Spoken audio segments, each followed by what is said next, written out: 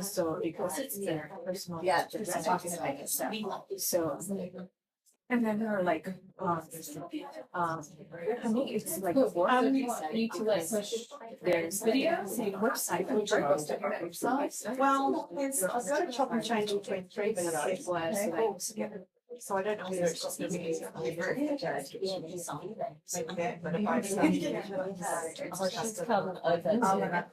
Oh, you mean like she works for Airbnb? Trying to stay at you know,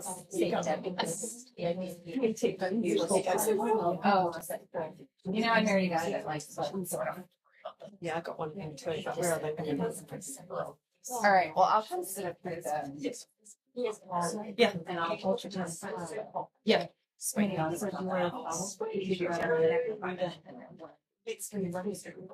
what I thought we would do, let's do it. She's quite strong.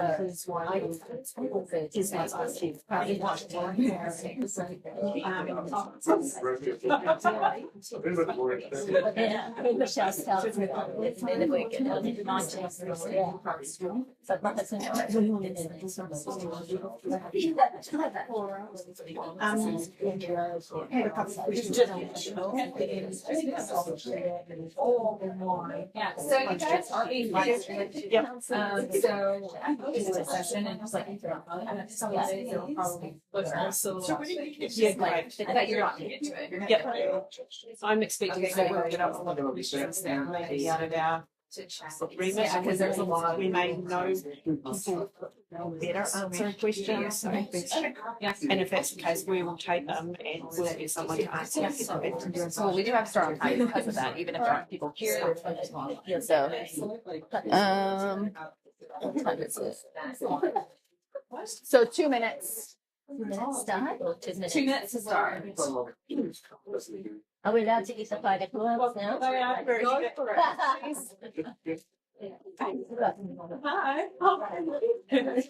Pass them down. Oh, Judith is here.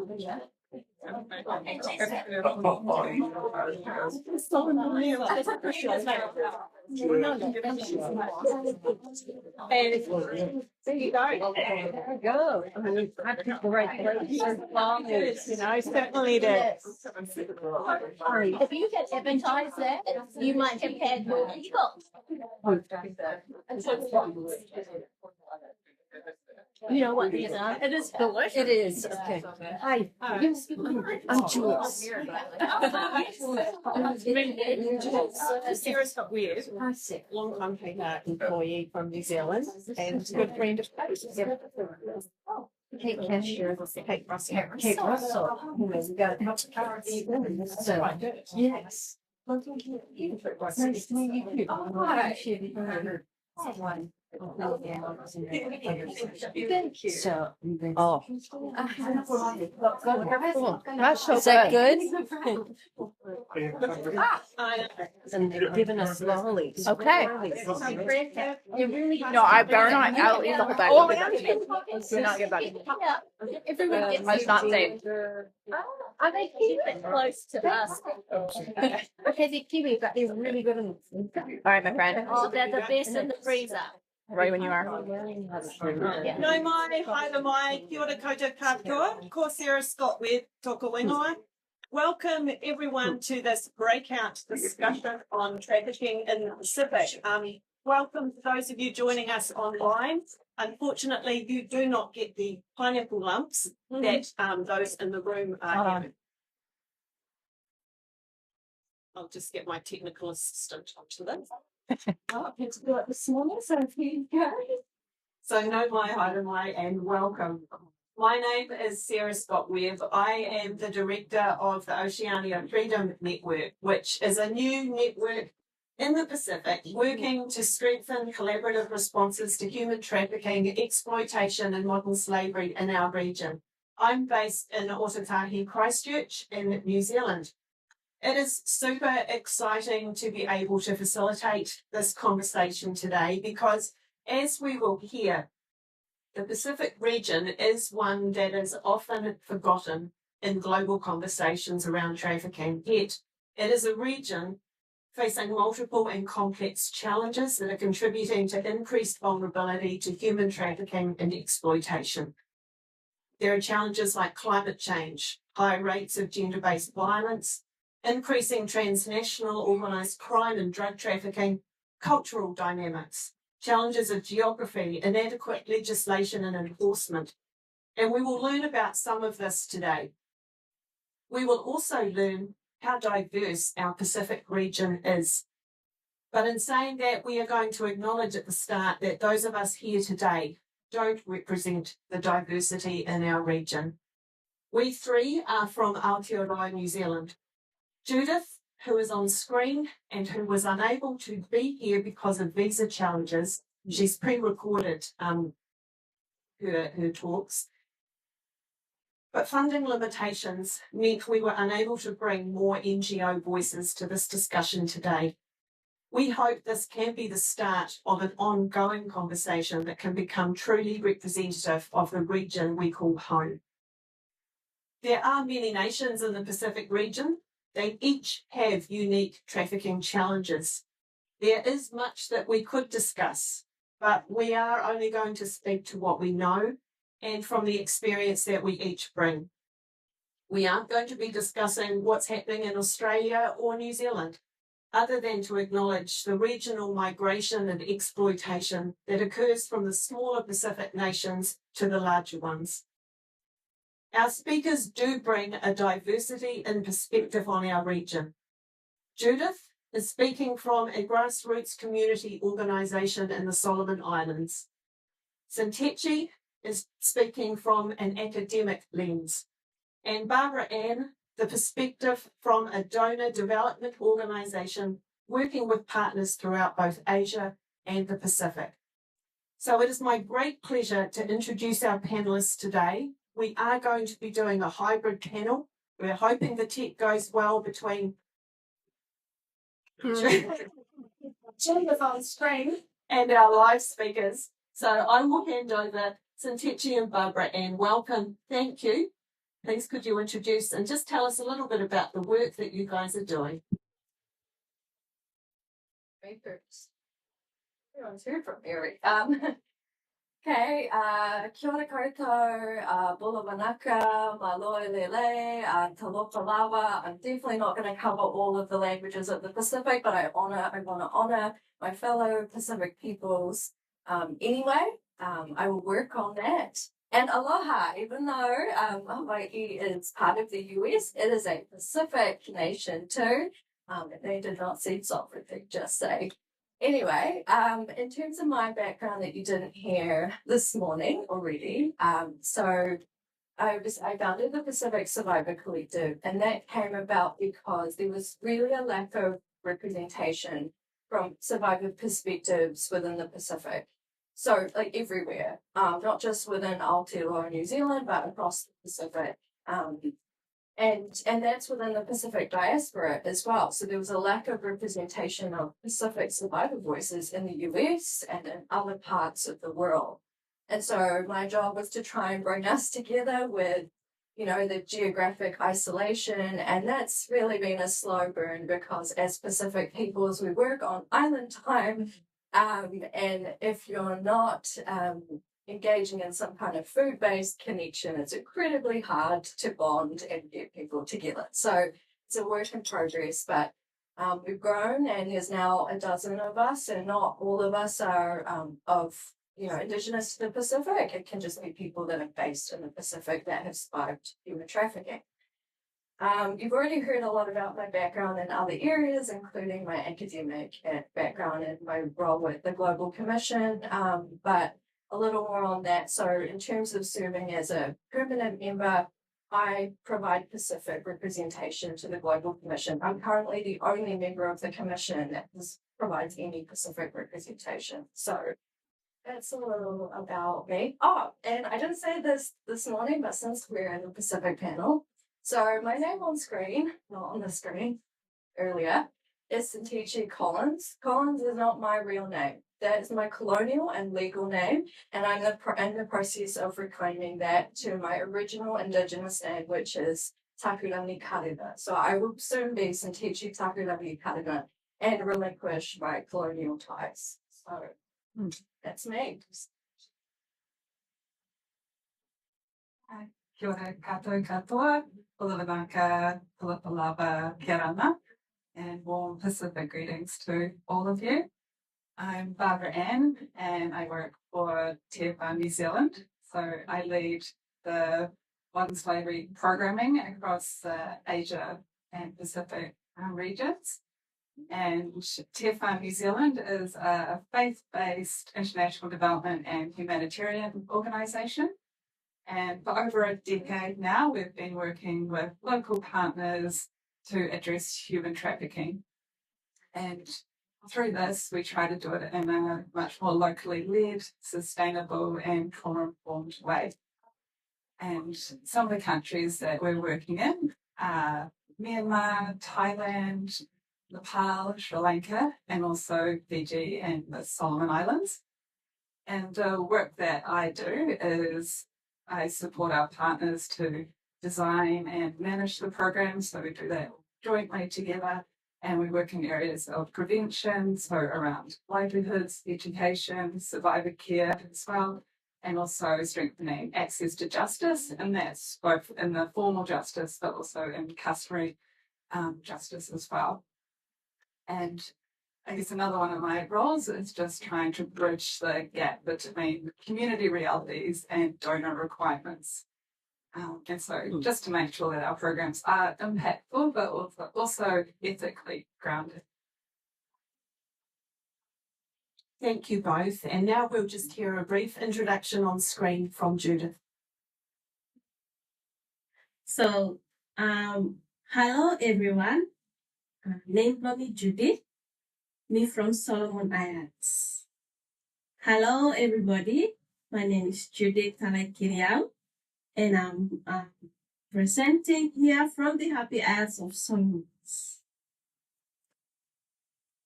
I asked Judith to tell us a little bit about the work of Hope Trust.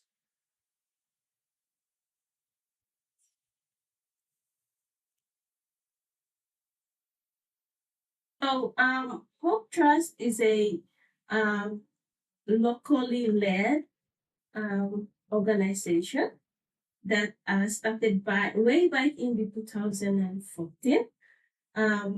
The mission of the organization is Hope Trust want to see a Solomon Island where children are free and safe from abuse and are provided with the opportunities to be empowered and become better citizens of the country. So that is a little vision of what the organization is about. Just to summarise a little bit more from Judith, Hope Trust works closely with partner organisations like Lift International and Hagar and Tearfund New Zealand. Their work focuses on areas of protection, prevention and awareness raising, addressing root causes of vulnerabilities, developing community bylaws and national legislation. They are part of SafeNet, which is a government network for those involved in child protection and gender-based violence as well. And we'll hear a little bit more about their work from Judith as we continue today. But before we carry on, we're just going to pause briefly to unpack some of the context for why trafficking is a growing issue in the Pacific region. Because understanding the context of what has gone before can help us understand what is happening now, and especially helps us to be able to understand patterns in terms of labour migration or exploitation or customary norms that we'll be hearing about later on. And Synteche, I wondered, could you help us just to understand a little bit of the context behind trafficking in the Pacific? Sure. So I'm going to try and summarize this very briefly because it's a much broader history. But basically, we have within the Pacific, we have these are the English terms, although they have French and Latin origins. They are not the terms that we use ourselves as Pacific peoples. In my culture and Māoridom and Te Ao Māori, we would refer to ourselves as tangata moana, or, the Pacific is te moana nui akiwa. So there are different terms, but you probably all commonly know this as Polynesia, Micronesia, and Melanesia, although I don't encourage using the word Melanesia because it has very racist undertones, and you can come and see me later if you want to know why. So why that's important. Now, so decades after both the US and the UK slave trades were abolished, formal legal slave trades, we had what was known as blackbirding. And this was an informal system of getting cheap labor from parts of the Pacific, and there were specific Pacific peoples that were selected, just like in West Africa. So you know how in West Africa there were particular peoples who had certain characteristics that they assumed were better for labor. They did that with Pacific peoples. They selected those of us who were better suited to manual labor in plantations and farms and things of that nature. And so Polynesia is not so much that, because as a people we're a bit combative, which I'm sure you've already heard me express that. But there were other cultures that were expressed what was considered a passivity and a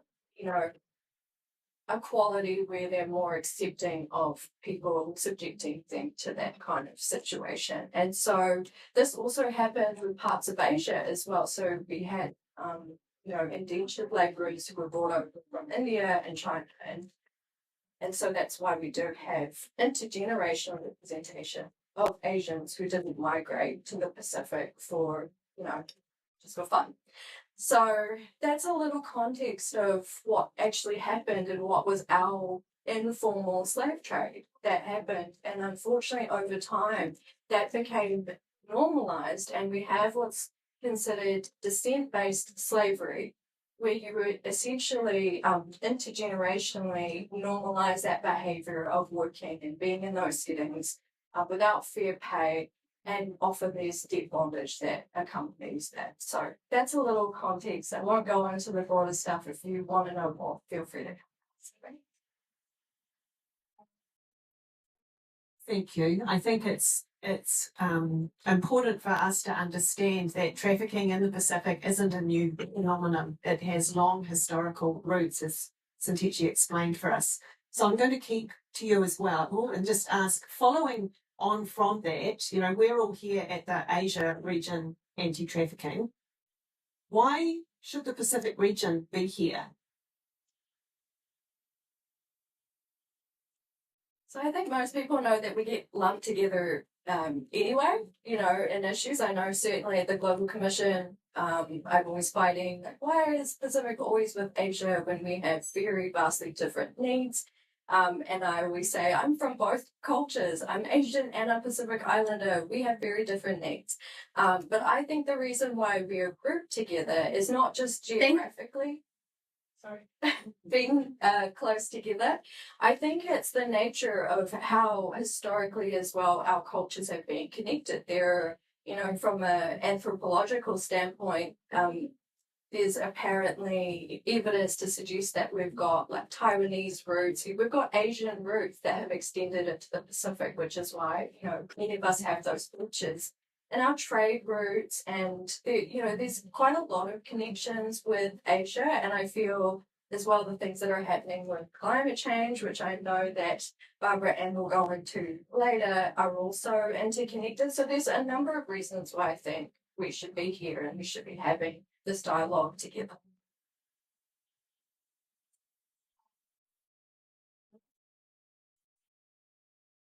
Yeah, so I think Pacific should be at is just, trafficking is happening everywhere, and just because it looks maybe slightly different in different environments, the systems of exploitation are interconnected, as Synteche has been explaining. Also, they're already doing it in the Pacific, so the work that we're doing in Fiji and Solomon Islands, you see just really strong communities, leaders, women's groups, youth, they're already coming together and building safer communities. However, they just go really unrecognised. And so that is such a problem in the Pacific, is that it's really underreported, human trafficking. And so we miss out on just being part of like more broader regional conversations. We miss out on funding, technical assistance, and yeah, we just don't get to really influence any of those bigger regional policy like dialogues. Also, we already are so well connected. As Synteche said, it's been historical, but even today, like we are doing, there's survivor referrals like happening across both regions. There's so much learning that I'll be talking about later. Just in our small part of the anti-trafficking sector is already showing a lot of learning across the Asia and Pacific region. There'd be so much more, and just sorry, my train of thought, but just just the amount of strength that the Pacific does bring. It has its own unique values, and just the communities that we work in are just they're just so cohesive and caring, and they do really bring something to the table that, and they are able to adapt what is happening maybe in different parts of the world and make it Pacific. But I think we could really learn from that as well. And just the risks are really increasing in the Pacific just through climate change is huge. As we know, the Pacific is kind of the first ones like that is meeting this head on. There's already just we're working in communities where seawater is just inundating. They can't grow crops. That's going to lead to migration into like either the urban centres or even having to abandon like their countries and move to other places. And that displacement is just it just disrupts all those amazing social networks that they already do have. Online exploitation is on the rise there. There's other things like drug trafficking is coming through Fiji and just increasing just exponentially, and just bringing a whole lot more risk as well. And there's just whole countries that just aren't like being recognised as being impacted by trafficking. And I just really think that should change, and it'd be really great if this was a platform where Pacific voices could be heard a lot more, and just to be able to, it doesn't only increase the impact of their work, but I really do think that they could offer a lot to the region as well. Thank you, Barbara and Synteche. We asked Judith the same question, and here's what she had to say as to why she thinks the Pacific should be represented at ARIT. So I think that's a very good question, Sarah, and I think that you asked that question because I've been looking forward to answer this question as well. Well, like human trafficking is everywhere, and the Pacific Island or the Pacific region, I would say, they also have their significant vulnerabilities and interconnected that to the nature of human trafficking. And given the challenges that the Pacific Island countries faced with poverty, inequality, the geographical isolation and separation, the weak governance system, lack of awarenesses, all these challenges, they make Pacific as a target and also a transit point for trafficking, for traffic routes. So I think that's why Pacific should be included in the ARAT conference as well. And I believe that by including the Pacific in the conference, it will allow us to share the best practices, the knowledge, the resources that we have when it comes to trafficking. This is, I believe that with this, it will be more effective when it comes to addressing this issue of human trafficking. This can lead to stronger regional cooperation, coordination between countries, especially the Pacific and the Asia, since we are all connected by this very vast ocean. So I think by including the Pacific in the ARAT conference, it will help both the Asia and the Pacific to combat what human trafficking is within our regions. Thank you, Judith.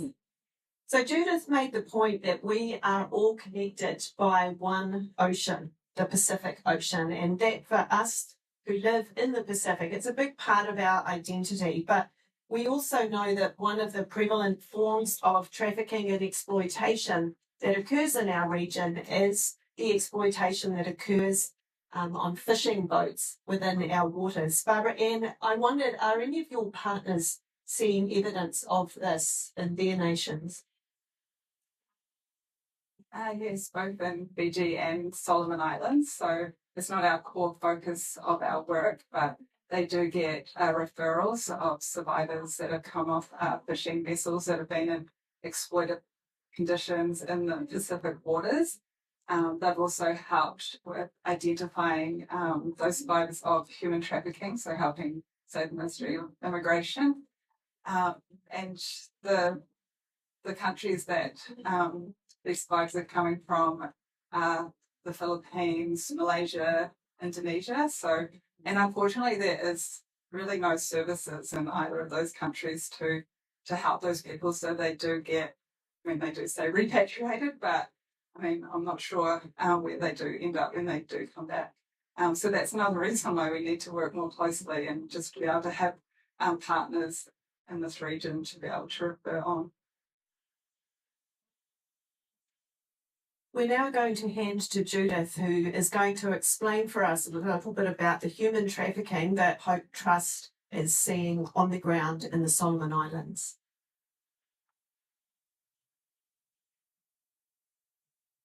In the Solomon Islands, it's a diverse of pattern, like it has different patterns of trafficking. So we have this internal trafficking, we have this transnational trafficking, like there are diverse patterns, and then we also have these organized ones. So take, for example, for the internal one, we have these girls who are like girls or women, they are trafficked internally, like within the boundary of Solomon Islands for sexual exploitation purposes.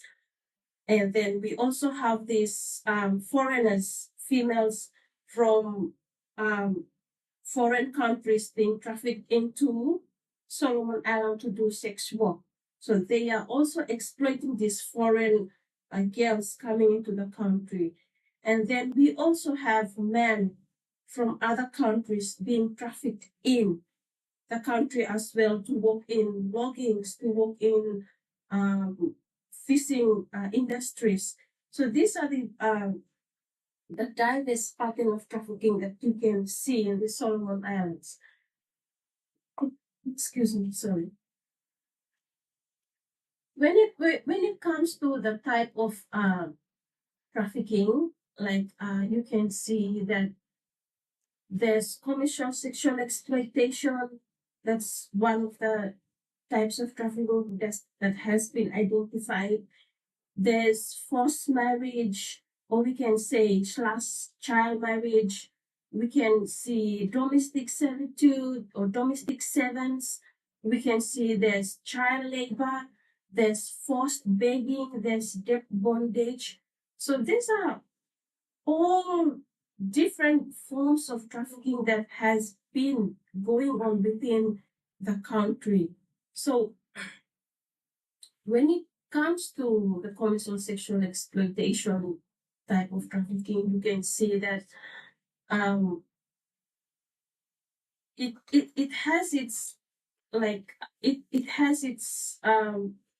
the factors that contributed to why this happens. So take, for example, one of the factors is economic or poverty. I'd say poverty. It's like not most families can afford for their children. So in some ways, like parents can just consent to their child to get married or to their daughters to be married before they reach the age of 18. For this case, you can see that there is a gap or a inconsistency between our laws. Because in the Islanders Marriage Act, it says that parents can consent to their children to get married at the age of 15, whereas in the Family Protection Act, it states that a child is someone below the age of 18. So you can see that there's a big inconsistency between this law. So when this type of trafficking, especially sexual exploitation, comes up, nobody talks about it because the law, like, they are totally inconsistent with each other. They are not supporting each other. So it's been seen as a norm and everyone's been accepting it, but it's wrong. Like, we really need to do something to address this. And we are thankful that Save the Children, they did release their report just recently, campaigning to change the laws to make it to 18 for girls can be legally married. So that's one example for the child who is on sexual exploitation. When it comes to forced marriage, it's the same as well. Like, we can say that there's this bride price. This bride price steps in, although it has its positive side. Like, for the positive side of bride price, in some of the culture here in Solomon Island, it's purposely done to build ties or to build bond between the families. So, like, the bride, the husband has to pay a sum of money to the wife's family. So in some ways, on the positive note of it, it shows respect, and it shows that the man values the woman, or the husband values the wife or respects the wife's family. So in return to that, he pays the bride price. But with the change of culture, the changes that's been coming in, you can see that there's a slight difference when it comes to forced marriage. Like, in some cases, parents just force their children to get married to foreigners that are coming in because of the hardship that they face. And in exchange for that, these foreigners would pay them money, or they would give them resources, give them boats, or build houses, just material things to ensure that they survive. So they have to force their child into marriage. So that is another example for forced marriage. We'll let Judith continue. So when it comes to the domestic servitude, like, for most families, like, they would want better education for their children, or they would want better life access or good health facilities for their children, or better education, send them to a school that has this high standard of level of educational level. So in that case, like, they would send their children over to live with relationships. So it's something similar to kinship, like, families look out for other families, something like that. But that's the good side about it.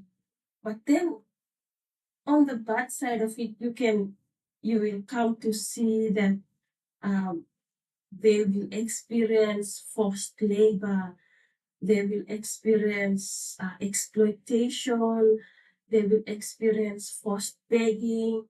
So these things, it has been identified when we did one research back in 2023.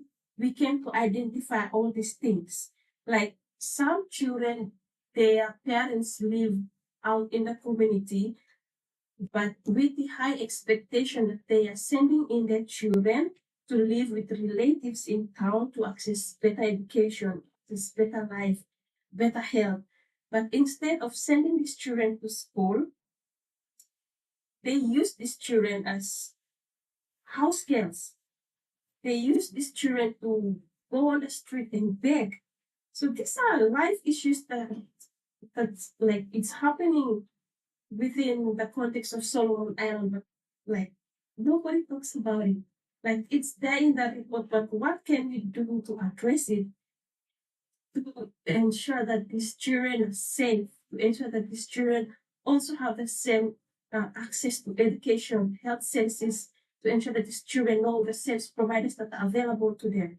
So in this research that I talked to you, about,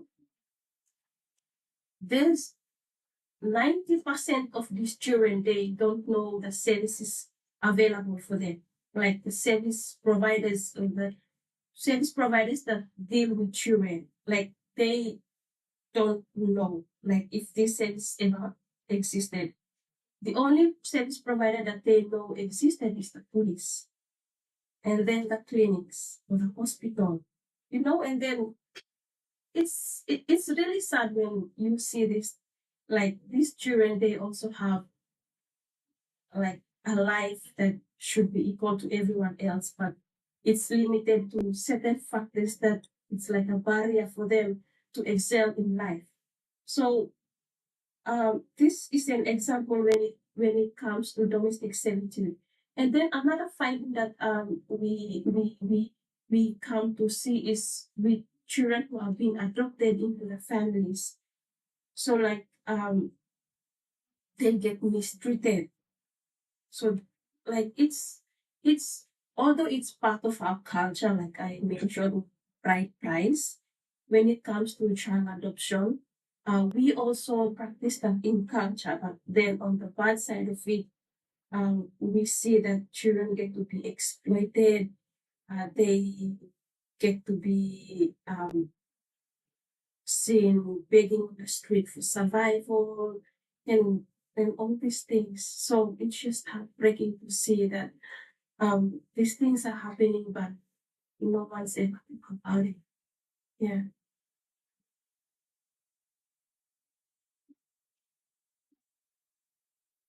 Thank you, Judith, who is watching online. Thank you for sharing that with us. It is very sobering to hear the reality of what Judith and her colleagues at Hope Trust are seeing on the ground. And I think one of the things that really comes through in listening to Judith is just she's highlighted some of the challenges and the complexities and the challenges that are contributing to human trafficking within the Solomons.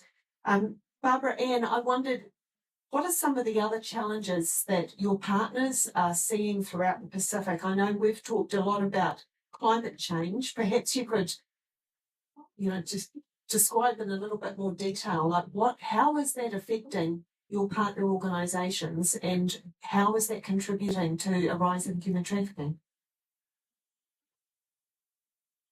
Yeah, so in Fiji, it's a little bit similar to the situation that Judith was describing with girls and women being coerced into more like urban areas, also the interfamily adoption and children ending up in domestic servitude, some women, girls ending up in sex work, forced and coerced into that.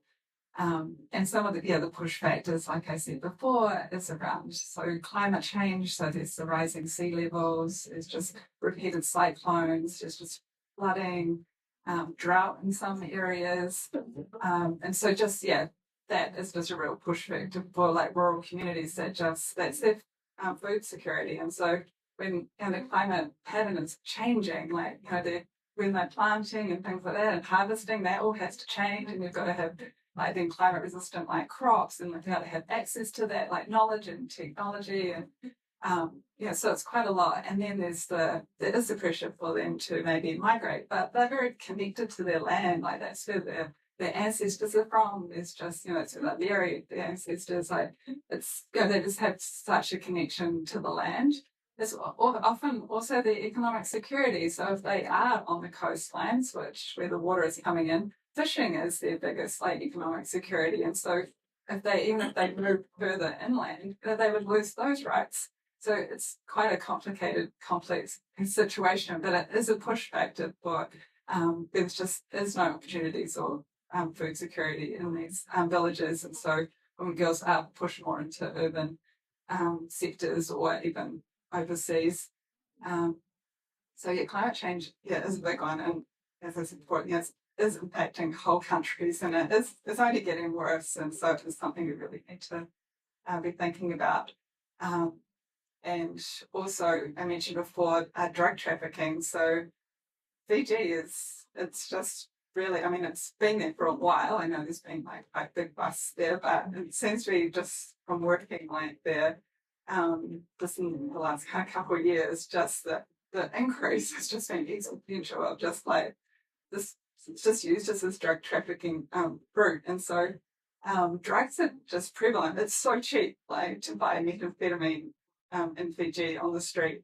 And just that there's increasing HIV, which, then impacts people who are forced into sex work and sex workers themselves.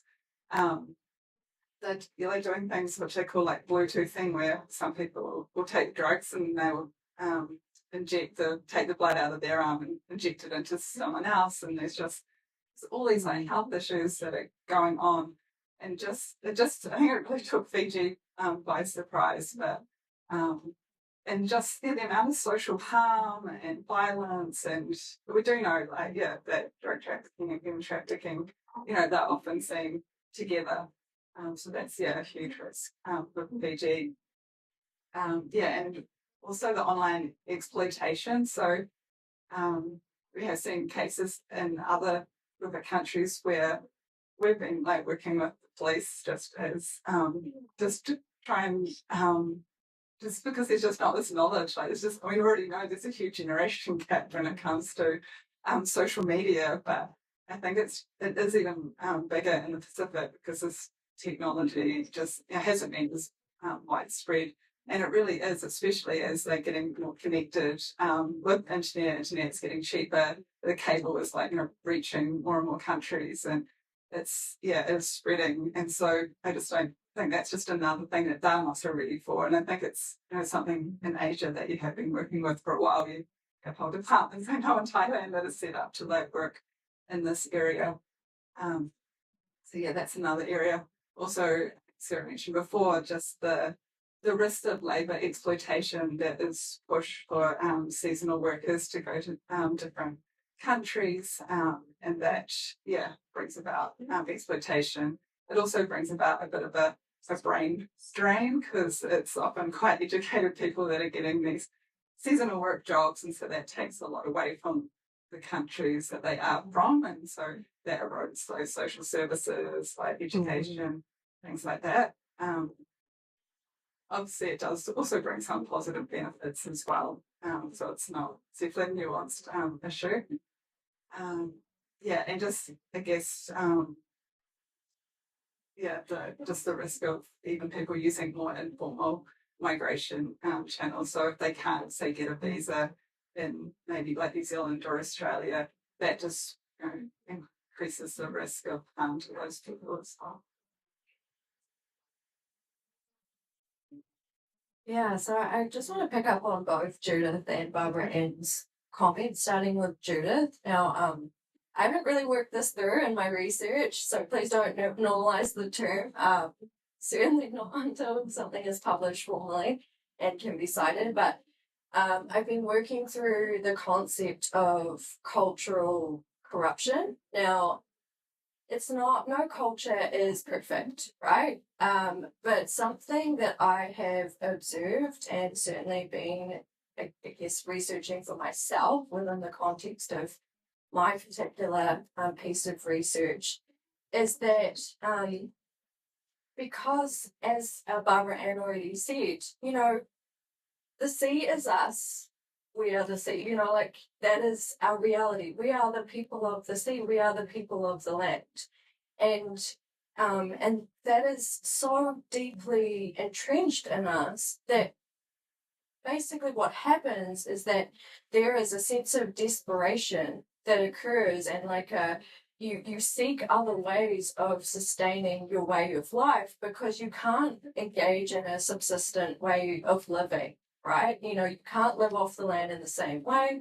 And certainly when, there's been pretty extreme realities of colonization where you've become a minority in your own lands and you've been forced into urban centres to take jobs you wouldn't normally traditionally do as well, the culture mutates and changes.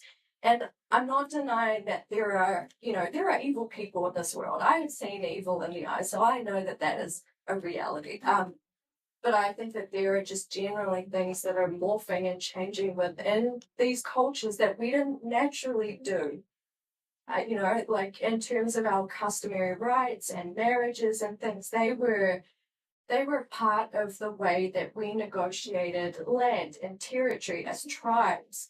And they weren't rooted in exploitation. They were just ways that we negotiated territory through marriages and things of that nature. So I think that's a really important factor when I find it deeply problematic when I hear people talk about it within a cultural context and don't explain the drivers and the why. That's important. The why is super important. And as Barbara Ann already covered, all of these different things are interconnected and they become like a new way of living. And I think you already illustrated that so well. I just really wanted to support you in that. But yeah, those are just some examples of the reality of this. I'm going to ask you just to speak to one more challenge, and that is the challenge of geography. How does that play into challenges in addressing trafficking and exploitation in our region? Yeah, so we are really geographically isolated. I've asked people when I worked on international projects, I've asked them if they can point us out on the map, and it's incredibly difficult when we're at the bottom of the earth. And that plays a factor because the reality is, I feel like the estimates are a little bit rough around the total population, but I think it's somewhere between 46 and 48 million for the whole of the Pacific. Think about that in terms of relative to Asia, right? Asia is huge by comparison. And so that becomes problematic because, our economies are slower growing. We have just smaller numbers of people in our workforces and things of that nature.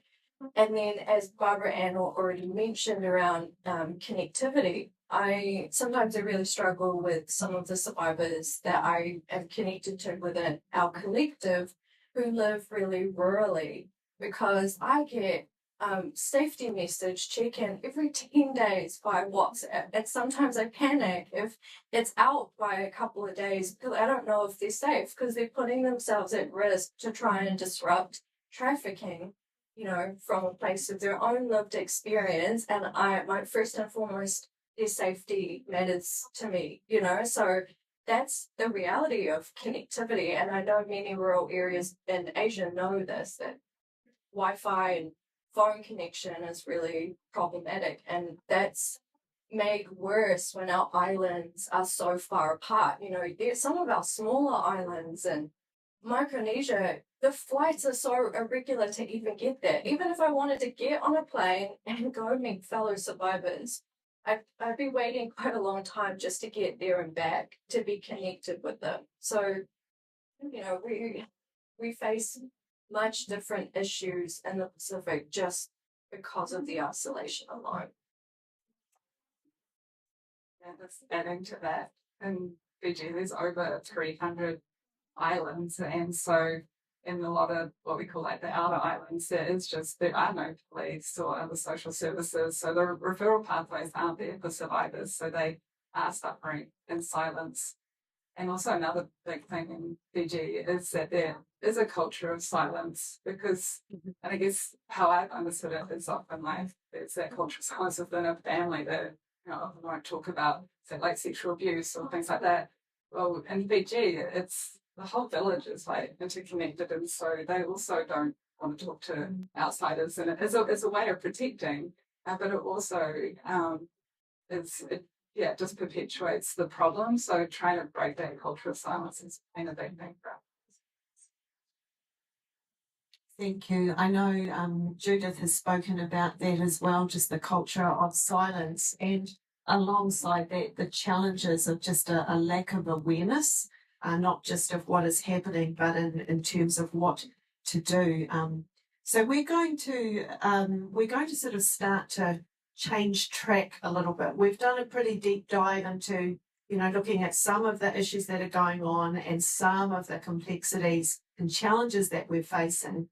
But we're now just going to start to come out of that a little bit. And Judith is going to share with us a little bit about some of the work that they are doing to be able to try and combat this culture of silence and the lack of awareness that is prevalent in the Solomons.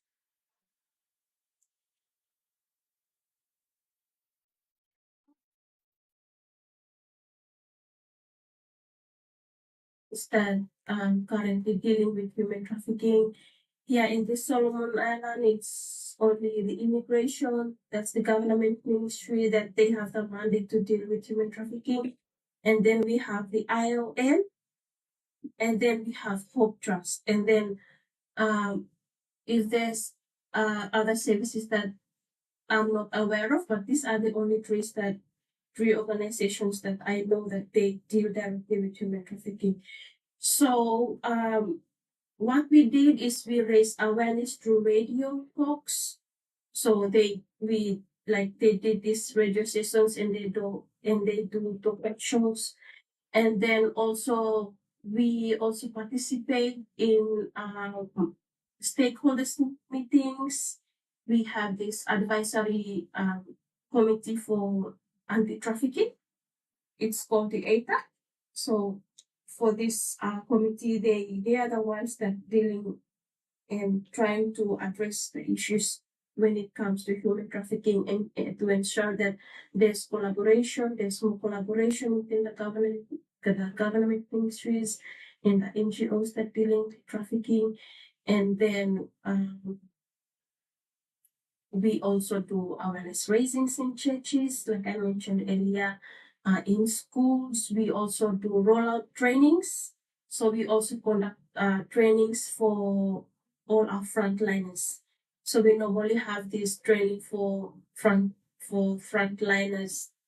This is where we engage the non-legal and the legal people to participate in our trainings. To ensure that they also understand what human trafficking is, what commercial sexual exploitation is, what sexual abuse is, and to understand the push and the pull factors as to why are these things happening within the country. Yeah, so these are some of the things that we did to ensure that people are aware of human trafficking within the Solomon Islands. I think it's really important for us to remember and to hold alongside the challenges and the complexities that the Pacific region is facing. There is also some really amazing, incredible work that is being done in this area. And as we start to sort of draw to a close, I would like to ask Barbara Ann and Synteche, could you share with us some of the encouraging and positive and really exciting things that you guys have come across in our region? Who would like to start?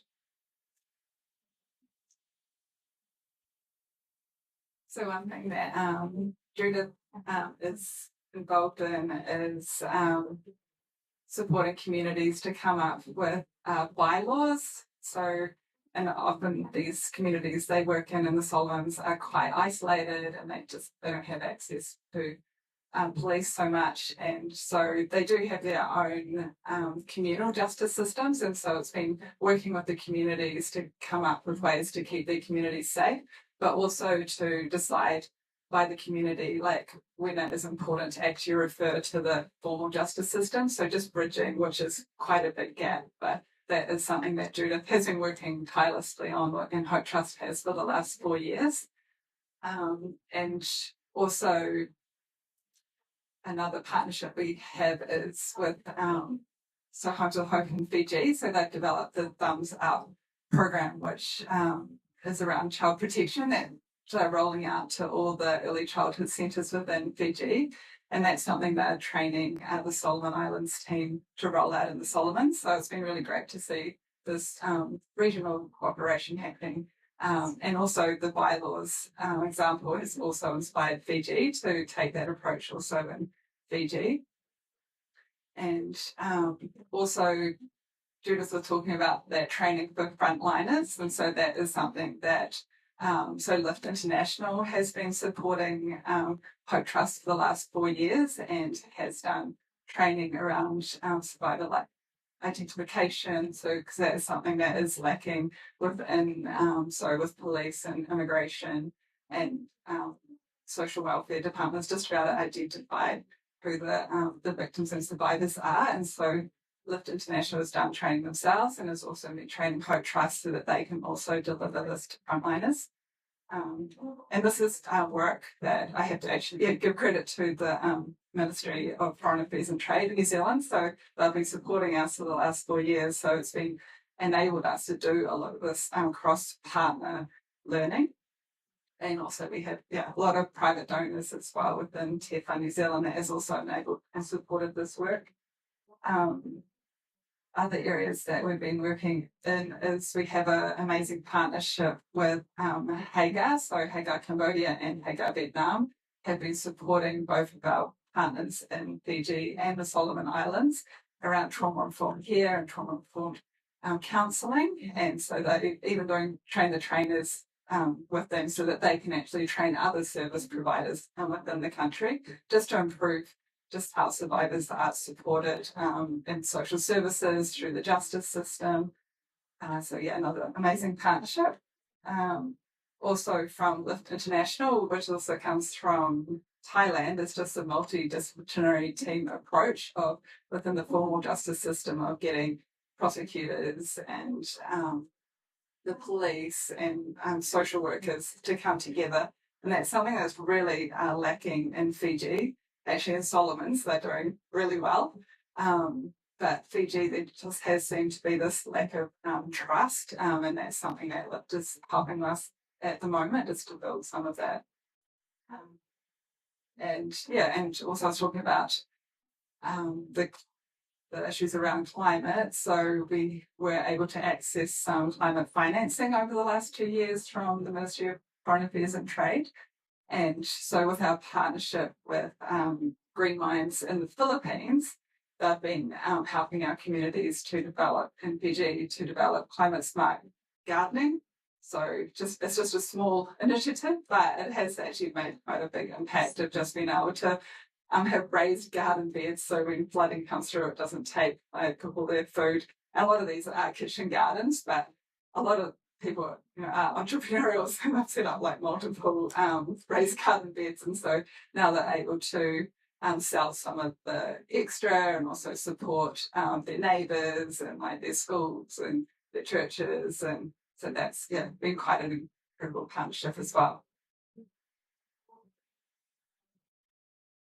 Okay, this is definitely going to sound positive. It's just going to be a little bit sobering at first. So I'm going to talk about the survivor-led initiatives or work that's being done in the region that I'm really proud of. So one survivor in Australia who is, I won't mention their name just because I'm mindful of some of the sensitivity of the work that they do. But unfortunately, where people have been trafficked and they've passed as a result, of labour conditions, they're often not repatriated with dignity.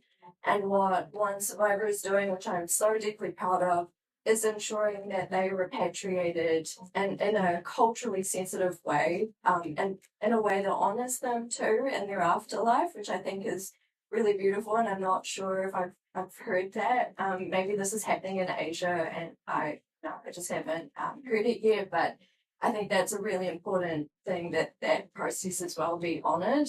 And those that are alive and have been unfortunately more likely deported rather than repatriated, the same survivor is trying to use their own financial literacy skills that they have developed over time, because an issue is when they're deported, they were earning more in the country, even though they were being exploited, they were being trafficked, they were still earning more, and they don't know how to go back to their island nations and live on so much less, and they end up back in these cycles. So they've been using their financial skills and trying to get, more people on board to educate so that they're not back in that same cycle because they can't live on less. And finally, I mean, I really don't want to promote my own work because that makes me feel uncomfortable. But something I've observed is that funding is just not available for the Pacific. And USAID was one of the largest funders for our trafficking initiatives, and that obviously collapsed. And so one thing that I'm trying to do, and this is mainly with Papua New Guinea at the moment, is I'm trying to translate their needs. And so I've been writing funding proposals through a Western lens to try and get them funding because they can't meet the requirements because they don't have research and they don't write in that certain way. So I'm using my privilege as an academic to write their proposals and try and get them access to funding they wouldn't normally have. So yeah, that's happening, and I feel there's more to come. For me as well, I think one of the most encouraging things is meeting and connecting with some of the remarkable people that we have working in our region. We have two of them here. We have another, Judith, who's been with us on screen.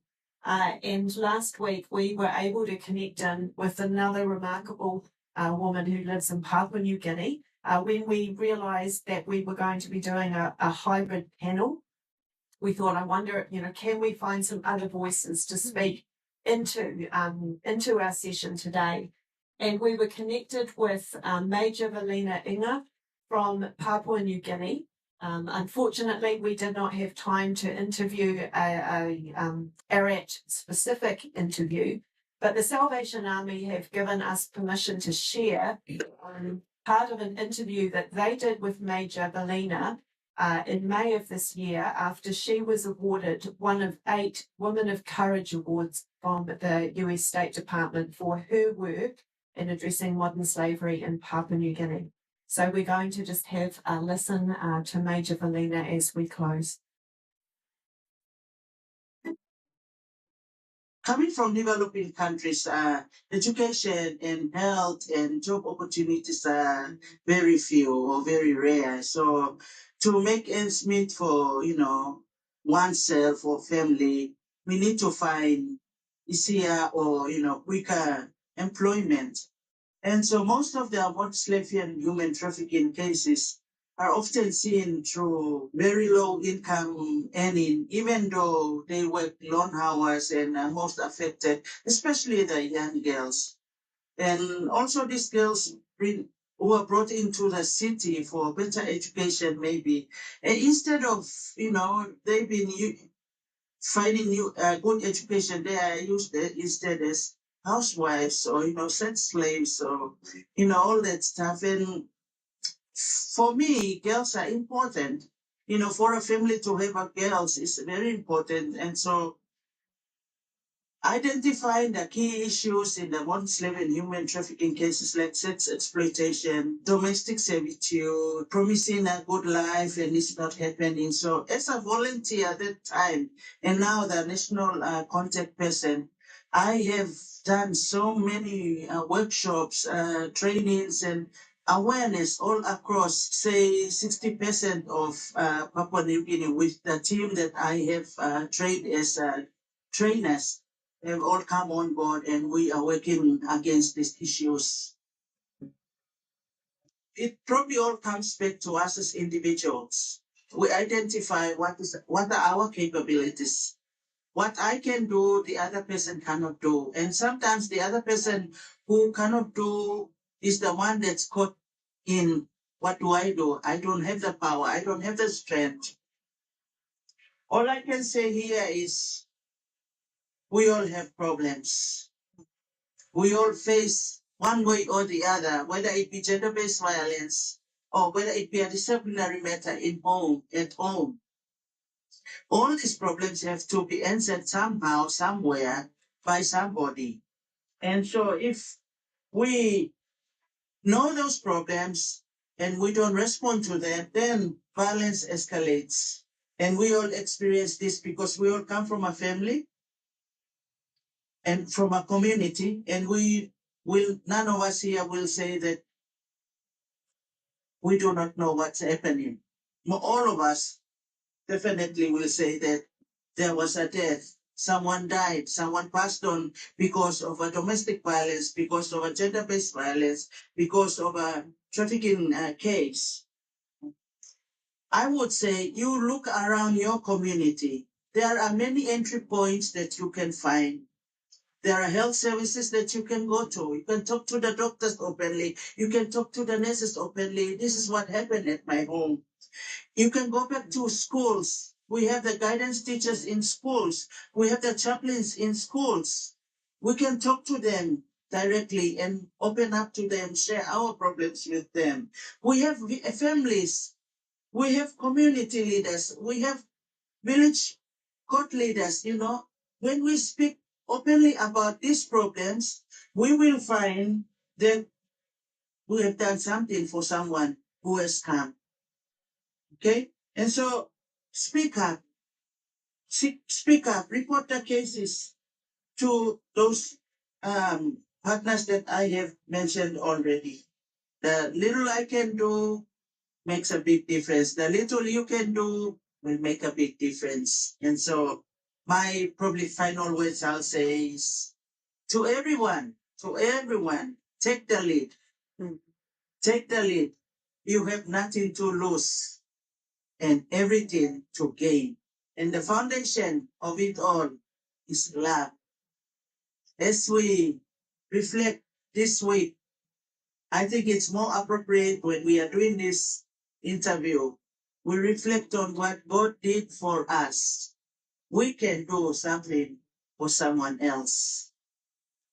And so I want to thank you all, and I humbly come before you again, and with love, continue to love others. Thank you.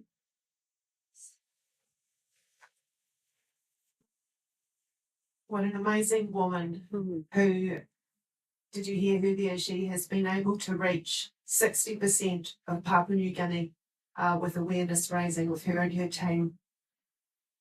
So we have made it to the end, or almost to the end of our panel together. And I would just like to say a huge, huge thank you to Major Valina, to Judith, online watching in the Solomons, to Synteche and Barbara Ann. Ngā mihi nui. Thank you so much, all of you, for what you have shared. We do have some parting words from Judith, which we'll close with, but before that, I think we've got about 5 minutes or so if there are any questions that have come through. You can scroll, there's 3. And if there are any questions about Australia, any Australians in the room, you will be getting called on to answer these.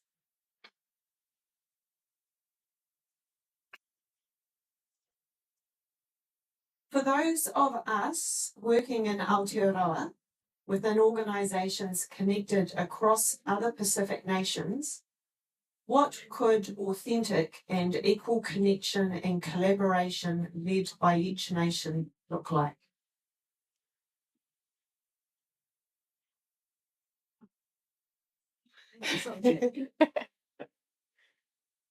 Okay. Thank you, whoever that was. I'm gonna try and be as diplomatic as possible. I think first we need to start in our own backyard, because we have a treaty, and we don't have, and we currently don't uphold that treaty, and basically that's fundamental to how we engage, because we actually have things like tikanga. We have a way that we governed and how we would have dealt with things like trafficking, and that law is similar in other Pacific nations. So if you're not doing it well within Aotearoa and New Zealand, that is a Pacific nation too, then how are you going to do that ethically and effectively in other nations? So respectfully, I feel we have quite a long way to go. As someone who has been working internationally, it's sometimes quite hard to come back home and fix those realities. But I'm still hopeful that in time that will improve. Yeah, and just adding to that, Tearfund's approach is to work with national organisations. So, yeah, it does take them, they're definitely in the driver's seat, they take the lead. We also, do bring in different partners from across Pacific and Asia, like to support them, but it's always them who decide what they're going to do with the programming. Obviously, there is always lovely requirements that we do have to fit within, but we are lucky with the Ministry of Foreign Affairs and Trade that they're very supportive of localization. And so, yeah, so that is where I would start, is just listening to local voices, and even, just with those national organisations, like them going into the communities, because that's where the answers are, that's where the solutions are. We definitely don't have them at Tearfund to go into like different countries where we don't understand the context and the language, culture, and the history, and there's just so much, and there's just like layers and layers and layers and layers of it, especially in countries like Papua New Guinea and Solomon Islands and right across the Pacific. But just the amount of languages like in these different countries is incredible, and without that local expertise guiding us, they're the ones who definitely have the eyes and the ears to know what to do. Thank you. I'm just going to say we do have several questions in here that we may not get a chance to answer live, but we will answer them and we will post them on the app and we will get back to you with that way. But one other question is, where is it gone? What role could the Australian and New Zealand governments play in mitigating the risk of trafficking in the region? Would you like to speak to that one, Eva?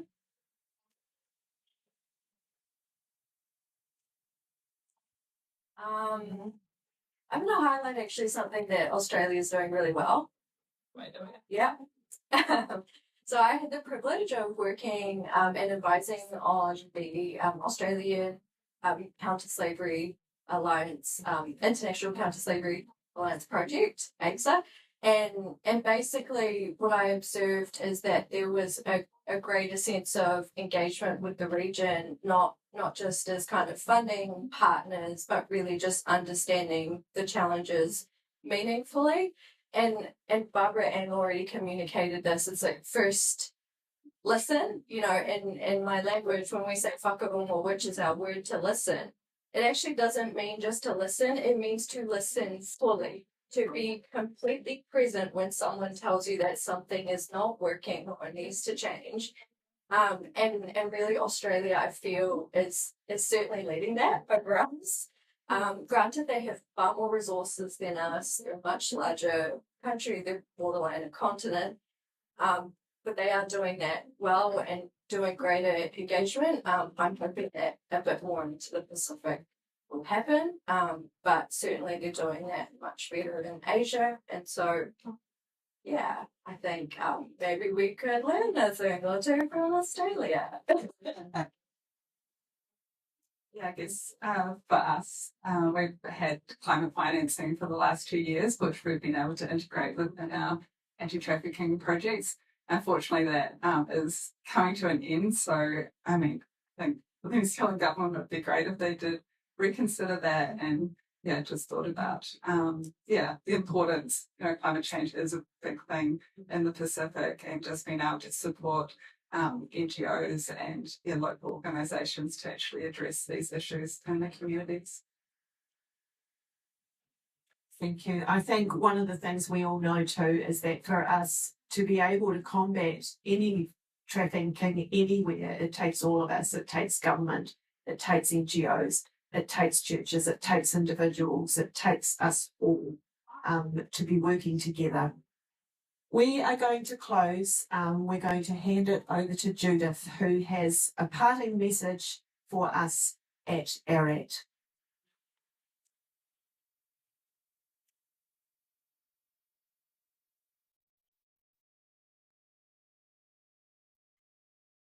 Hey.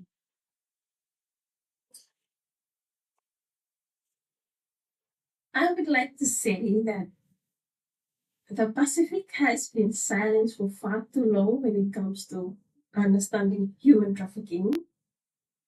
Now, right now is the time to break the culture of silence. And it is time that we rise up and speak for those who cannot speak for themselves. Our sisters, our aunties, our grannies, they have been experiencing this. But no one speaks about it. No one voice about it. I'd like to say thank you to ERA for empowering us with this platform to be heard. Together we are one people, we are one voice, so we are one Pacific, strong, united, and unshakable. Thank you for this opportunity to have at Solomon Islands to present and to speak on behalf of our Pacific sisters, mothers, nieces, nephews, uncles, aunts, and everyone. Thank you. We extend our huge thanks as well to Delana and our organisers for giving us this opportunity to bring our Pacific region into that ARAT conversation. We are very keen to continue this conversation with any of you. You are welcome to, I'll say message me on the Uber app if you would like to catch up and talk further, but do also feel free to talk with Barbara Ann and Synteche as well. And there are a number of other New Zealanders and Australians who are here as well. So we are all happy to continue this conversation. And if you would like to connect in more with Oceania Freedom Network as well, I'd be really keen to look at how we can support you in this work together. So thank you so much, everyone. Have a great rest of evening.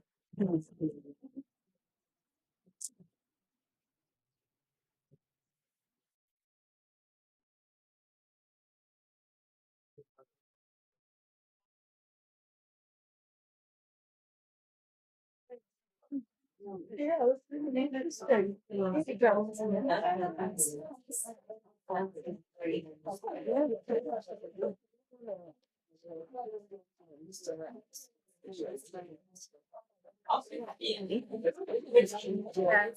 wasn't on the screen, but it was connected and like previous to we have the responsibility of having engagement. I know, like just and it's better